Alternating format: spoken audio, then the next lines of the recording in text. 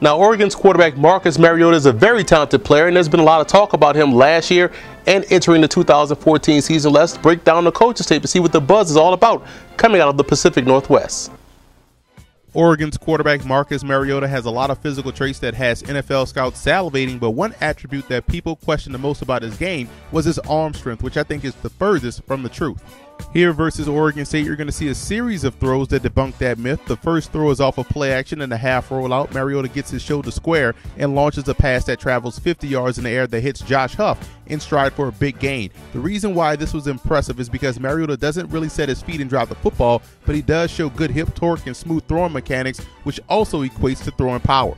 Now, the second example is on a quick slant from the far hash mark, and in this one, you can see the difference in velocity when his feet are planted and he's using the three elements of throwing the football: feet, hips, and arm. This was highly impressive here by Mariota. Again, another example: quick setup, great hips, great release for another beautiful and powerful throw for the touchdown. And finally, here's a great combination of both arm strength and ball placement. 14-11, down by 5 on the 12-yard line. Mariota makes a beautiful throw from the far hash mark to the smallest of areas for the go-ahead score. This is a great illustration of how arm strength can be beneficial. This was thrown with both anticipation and arm, and Mariota definitely checks off the box in this area.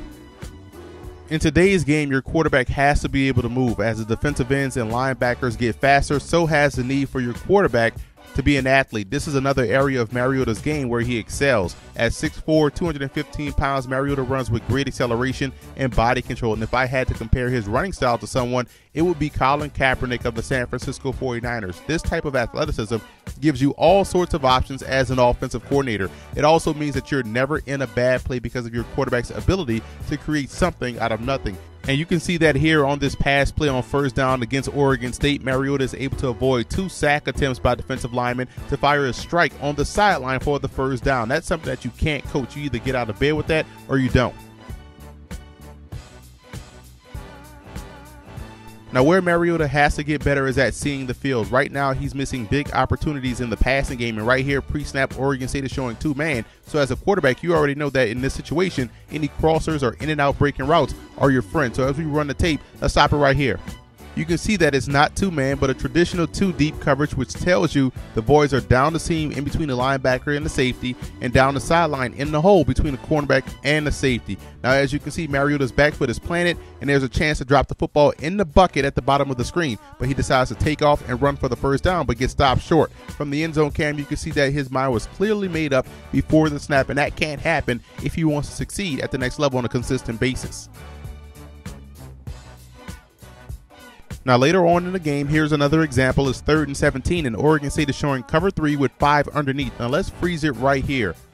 Now, there are 3 good options here for Mariota. Number 1, take the swing route in the flat to the running back and trust that he's talented enough to make one miss, seeing that he has a 17-yard cushion between he and the closest defender. Or 2, which is the one in my opinion he should have taken, is a receiver that's running the divide route. Mariota has a great pocket and more than enough arm to hit him in stride. And 3, the receiver at the top running the takeoff route versus a cover 3 corner that's playing with his back to the sideline. So let's run it. But as you can see, Mariota takes the ill-advised 4th option, trying to drop it in the hole versus an overhanging cornerback, and it's going to get intercepted. This was another classic example of not seeing the field and forcing a pass. He's on a far hash mark trying to make a bucket throw. That's a difficult pass to make in that situation and will result in a negative outcome every time.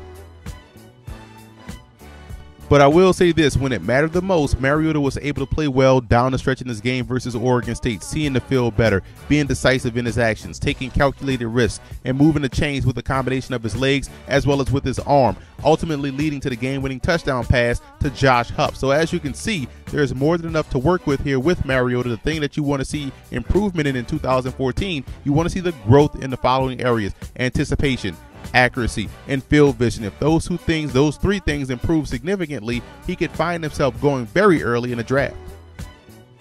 And finally, don't forget to check out part 4 of our quarterback quartet series as we break down the game of UCLA's top signal caller, Brett Huntley.